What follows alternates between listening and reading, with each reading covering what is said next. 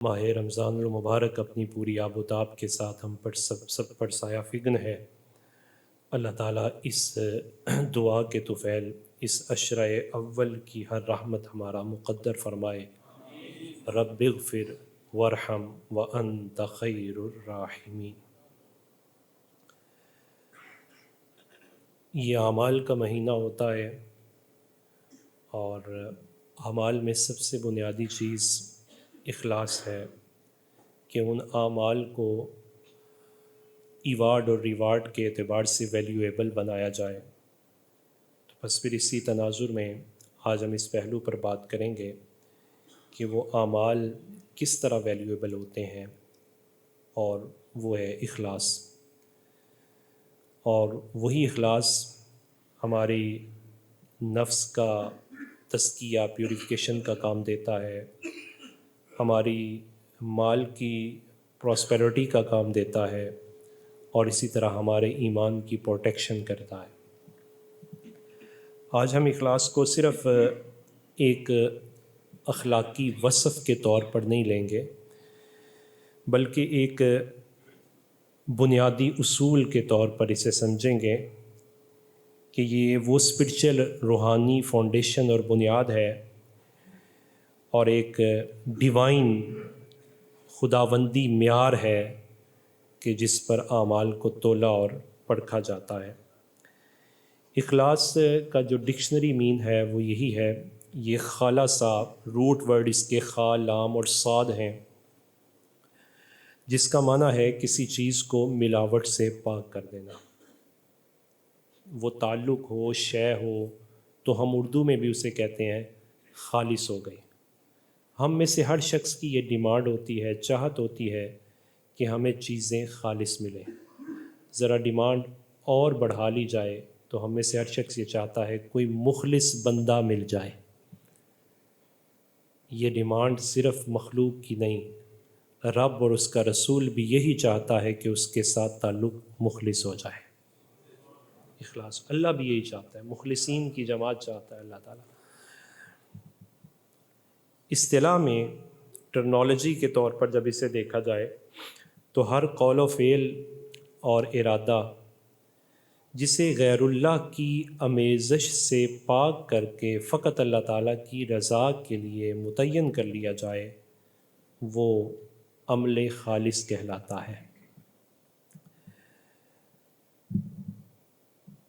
پانی اگر اس کے اندر ایک قطرہ زہر کی آمیزش ہو جائے تو وہ پانی تو رہتا ہے، لیکن اپنا اثر بدل دیتا ہے، اور صرف اثر معمولی نہیں بدلتا، وہ جان کے لیے ہلاکت کا سبب بن جاتا ہے۔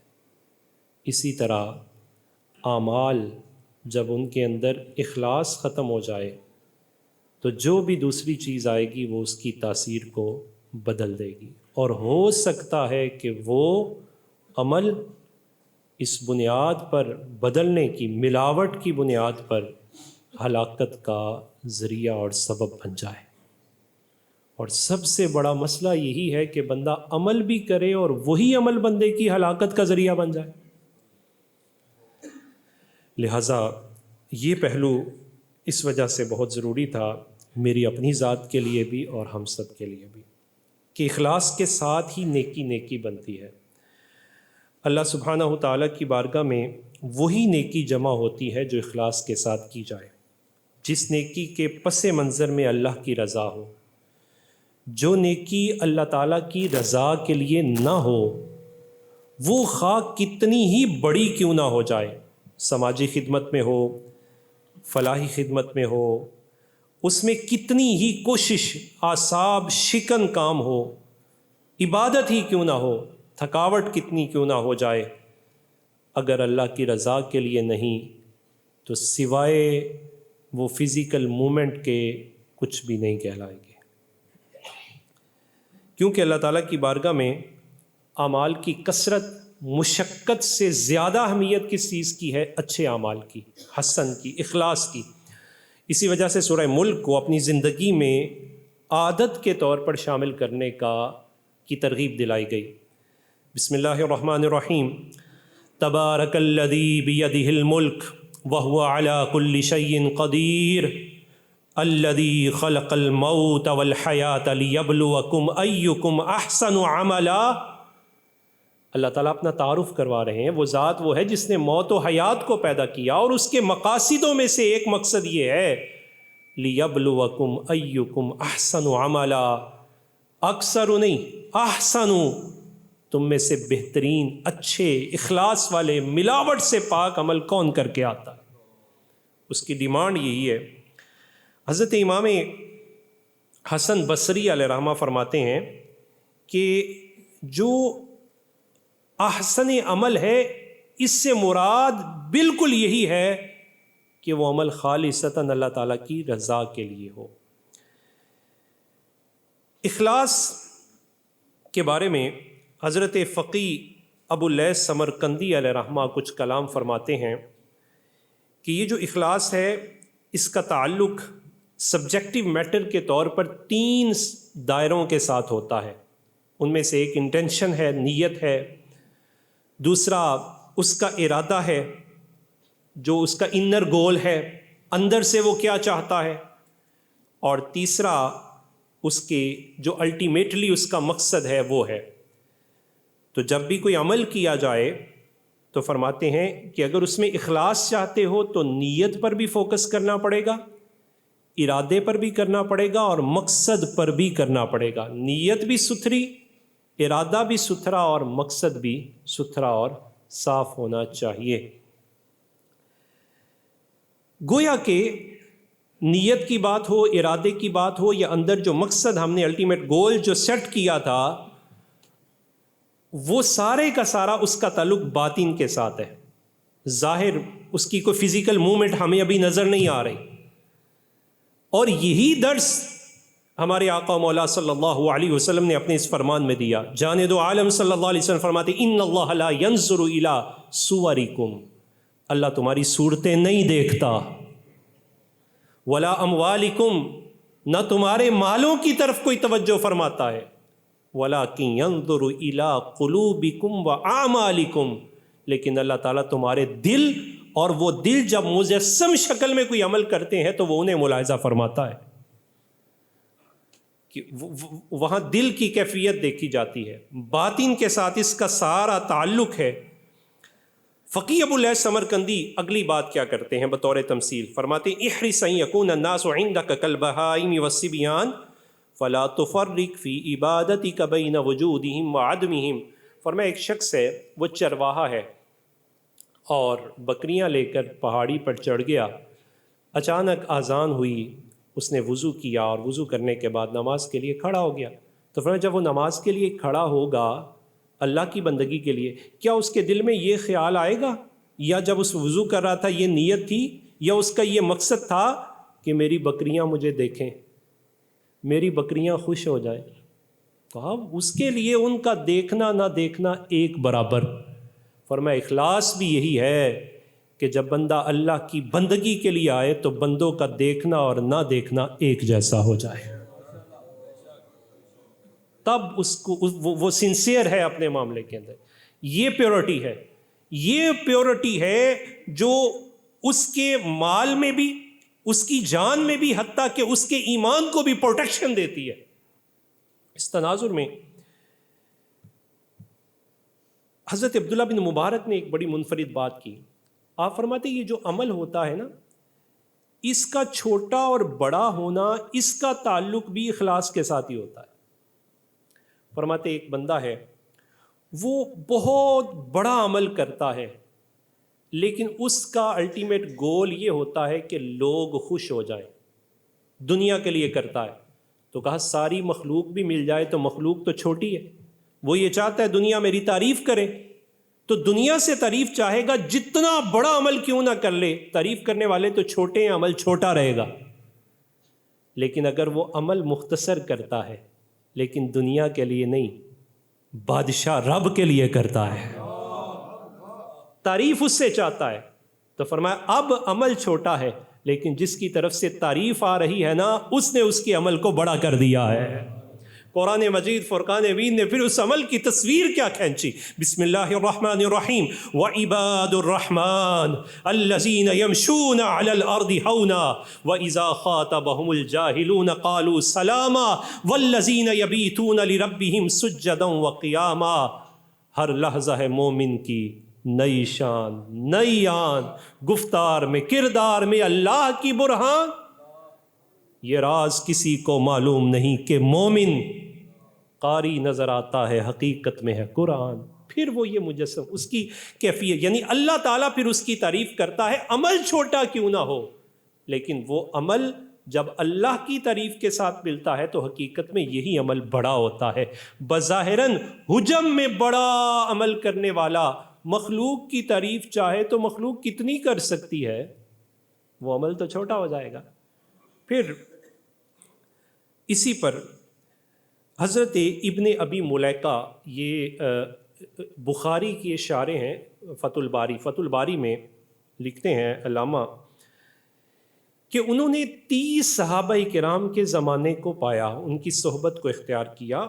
ادرکت 30 من اصحاب النبی کلہم یخاف النفاق علی نفسہ، اور ان 30 میں سے 30 کی کیفیت یہ تھی کہ ہر بندہ اس فکر میں رہتا تھا کہیں میرا عمل غرض الہی کے علاوہ کسی اور غرض میں ضائع نہ ہو جائے.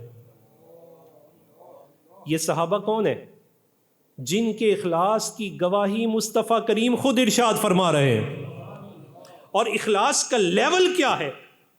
مسلم کی حدیث ہے، فرمایا لو ان احدکم انفق مثل احد ذهبا، اگر تم میں سے کوئی ایک احد پہاڑ کی مثل سونا اللہ تعالیٰ کے راستے میں خرچ کر دے، اور دوسری طرف میرے اصحاب میں سے کوئی صاحب ایک مد یا ایک سا یا اس کا نصف اللہ کے راستے میں خرچ کرے تو اس کی برابری بھی نہیں ہو سکتی.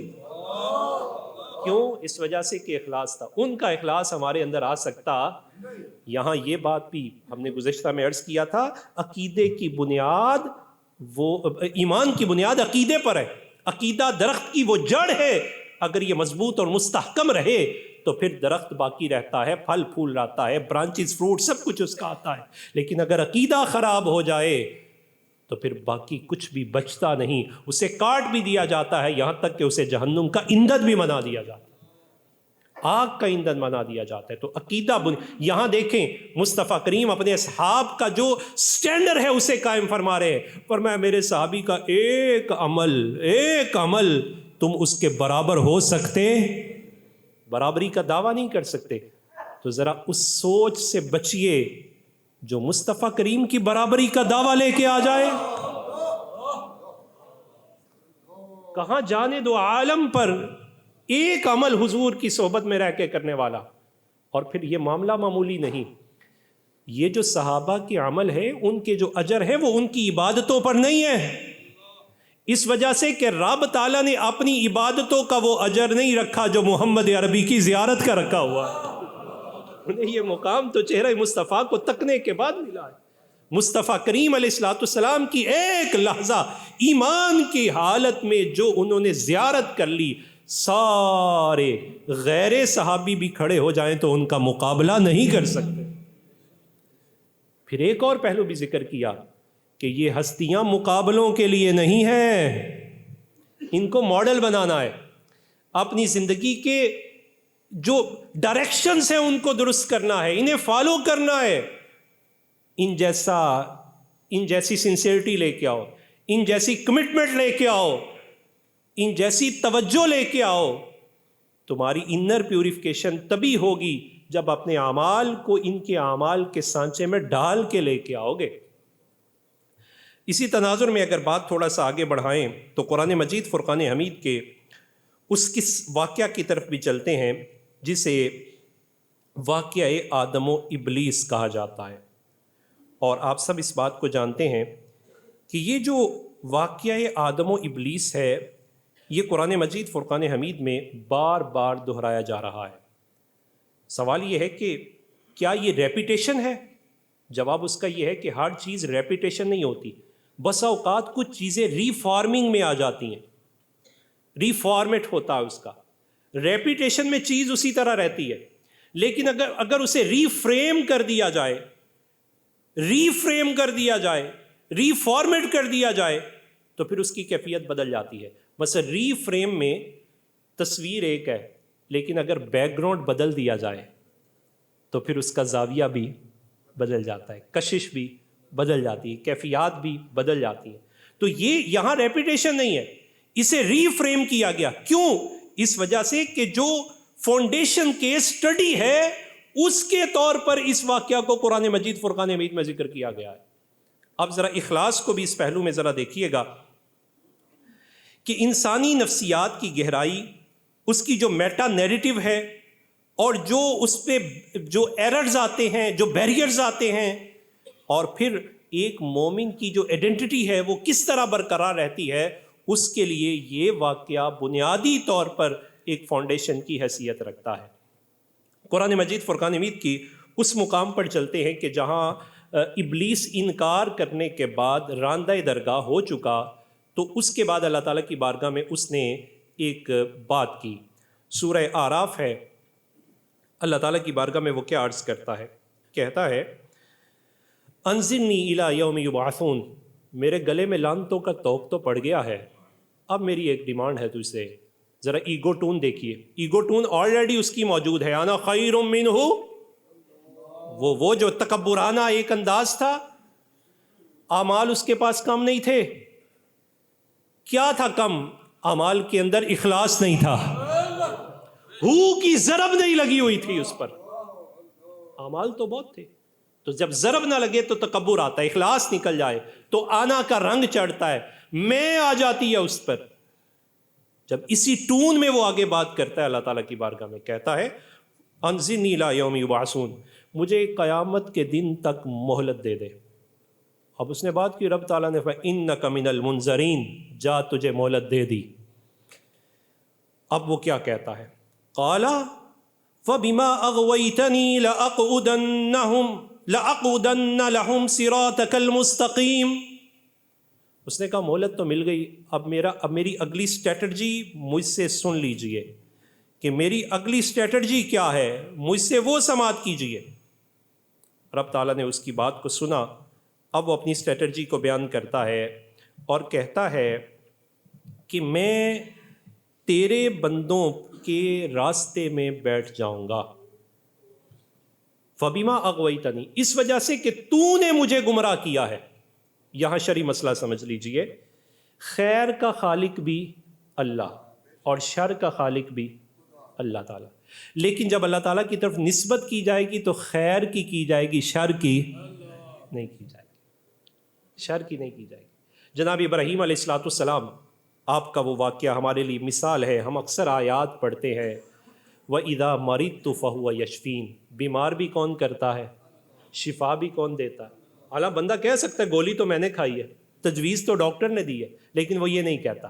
مریض تو بیمار کہتا ہے، مریض تو بیمار میں خود ہوا ہوں، شفا اللہ نے عطا فرمائی. اس وجہ سے کہتے شفا من جانب اللہ، شفا من جانب.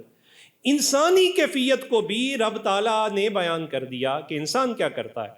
وَإِذَا أَنْعَمْنَا عَلَى الْإِنسَانِ أَعْرَضَ وَنَأَى بِجَانِبِهِ. حضرت انسان کو جب کوئی کامیابی ملتی ہے نا تو وہ کہتا ہے اٹ از مائی اسٹرگلز، یہ میری ایفرٹ، میری کوشش، میری محنت، تب میں اس مقام پر پہنچا ہوں. اور جب کبھی اسے مصیبت میں پکڑ لیا جاتا ہے نا تو پھر وہ نہیں کہتا میری کرتوت، پھر معاذ اللہ اس کفریہ جرملے پر بھی آ جاتا ہے کہ معاذ اللہ خدا کو کیا میں ہی دکھا، اللہ کی بنا نقل کفر نہ باشد.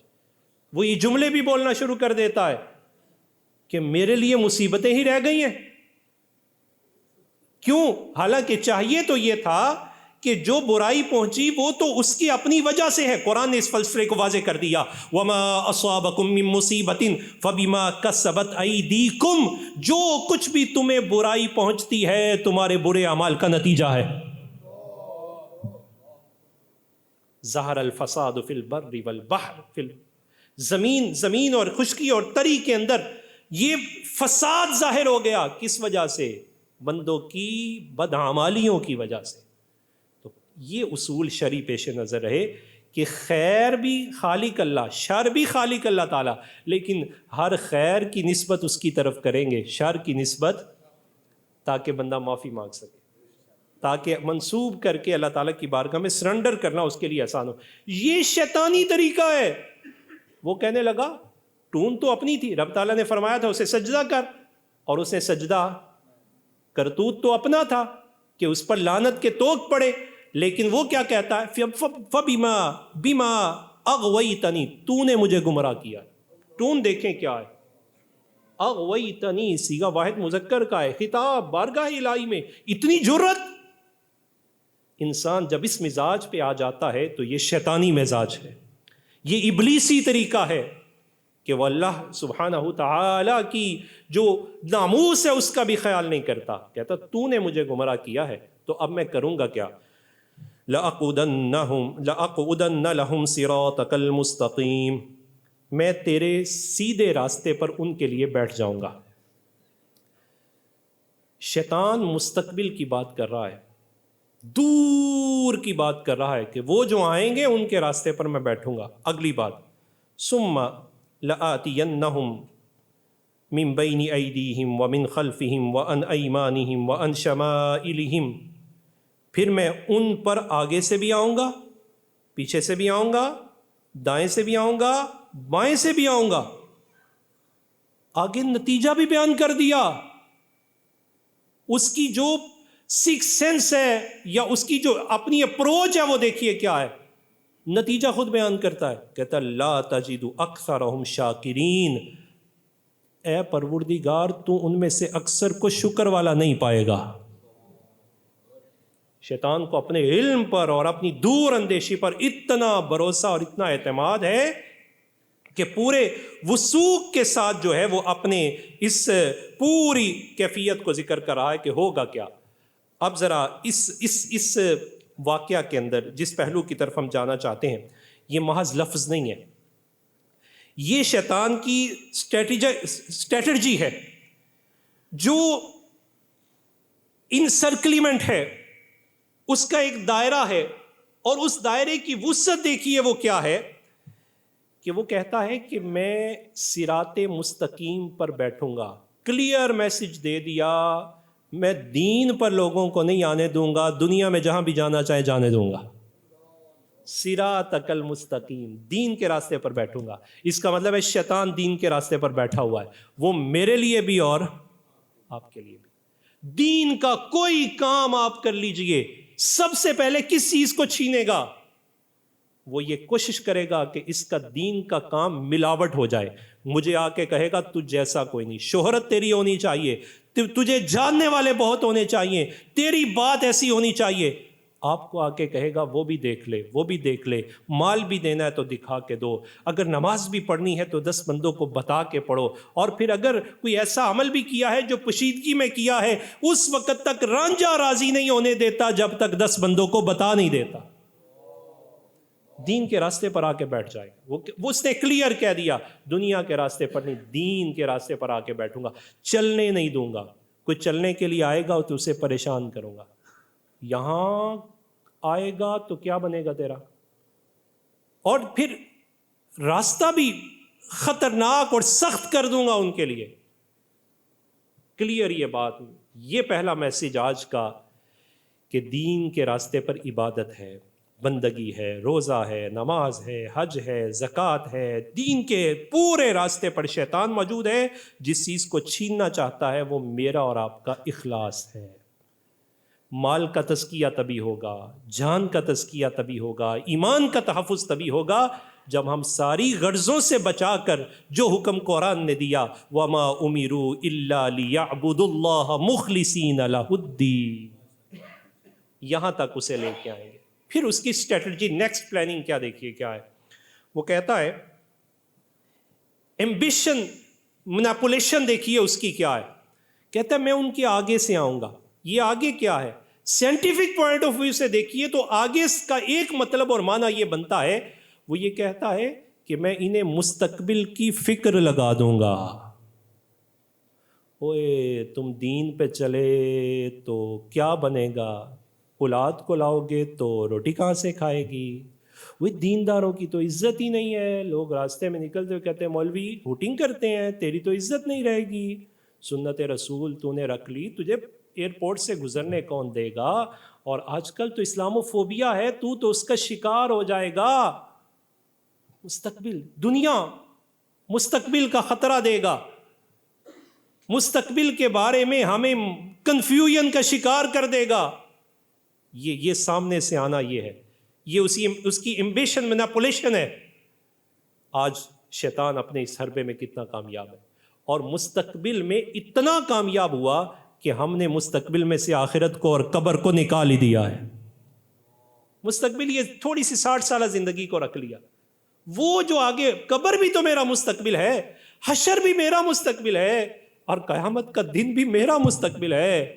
جنت اور جہنم بھی ایک مستقبل کا استعارہ ہے, اور اس نے وہ ہماری زندگی سے نکال دیا. ہم عمل بھی کر رہے ہیں, سٹرگل بھی کر رہے ہیں, کوشش بھی, ایفرٹس بھی, کام بھی, لیکن الٹیمیٹ ہمارا گول کیا ہے؟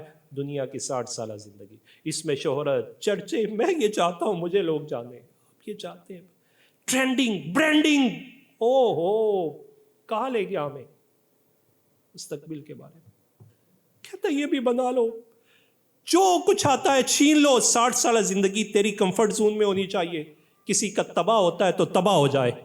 سیلفش کر دیا, خود غرض کر دیا, حلال حرام کی تمیزیں اٹھا دی. کتنا کامیاب ہے وہ.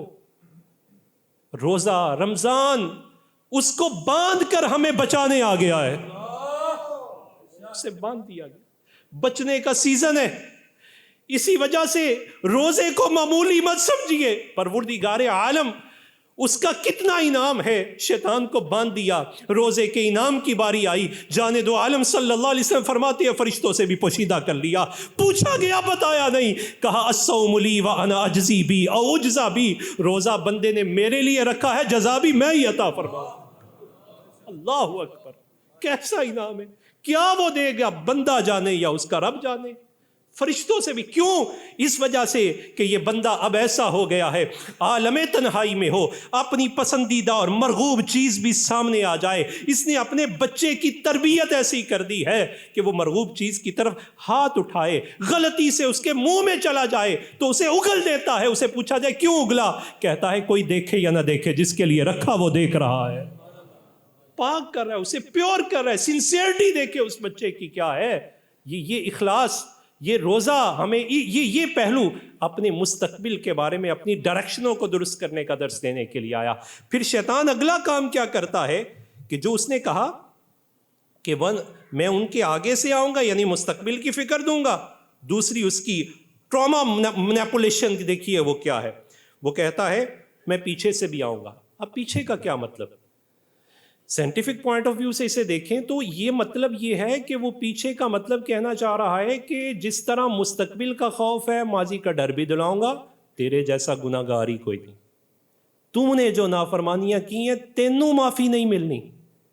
نا امید کرنے کی کوشش کرتا ہے, اللہ کی بارگاہ میں تمہیں آنے نہیں دے گا, تمہیں پنچ کرے گا, تمہارے وہ زخم جو ہے ان پر ہاتھ رکھے گا اور تمہیں آنے نہیں دے گا. لوگ کیا کہیں گے, یہ اتنی ساری زندگی, اور پھر لوگوں سے کہلاتا بھی ہے دیکھو سارا سال تو رہا, اب بڑا حاجی بن گیا, اب ایسے وہ یہ پنچنگ سنٹینسز ہمارے کانوں تک پہنچائے گا.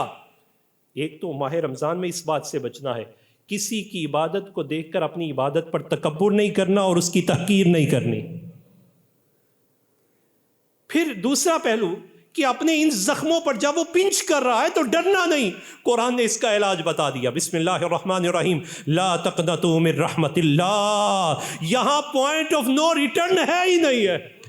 جس جگہ پہ بھی پہنچ گئے ہو واپس آ جاؤ, یو ٹرن لے لو. ہوگا کیا, ان اللہ یغفر الذنوب جميعا, رب تعالیٰ ایک ایک گن کے نہیں سارے گناہوں کو معاف فرما دے. اتنی وسعت اس کی رحمت کی, اتنی, بس ریٹرن ہو جائے. اس کی جو ٹراما مینیپولیشن ہے اس سے اپنے آپ کو نکالنے کی کوشش کریں. پھر اگلا مرحلہ کہ وہ دائیں سے آئے گا. اب دائیں سے آنے کا کیا مطلب کہ وہ جو انسان کی گڈ ڈیڈ ہے اس کے بارے میں ایک مینیپولیشن قائم کرے گا, اور وہ کہے گا تو نے جو نیکی کی ہے نا, اس جیسی نیکی کسی نے نہیں کی. اب ذرا اس کا لیبل لگا, ٹرینڈ میں آنی چاہیے, برانڈ بن جا, ویلفیئر کے کام ہیں، چھوٹا کیوں نہ ہو تیرا اوپر نام ہونا چاہیے.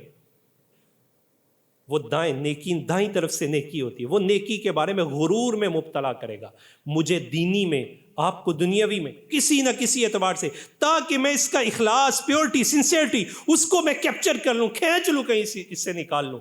اور چوتھا مرحلہ اس کا کیا ہے؟ وہ بائیں طرف سے آتا ہے. اور بائیں طرف سے ٹیمپٹیشن ہے کہ وہ بائیں طرف سے آتا ہے تو گناہوں کی ترغیب دیتا ہے.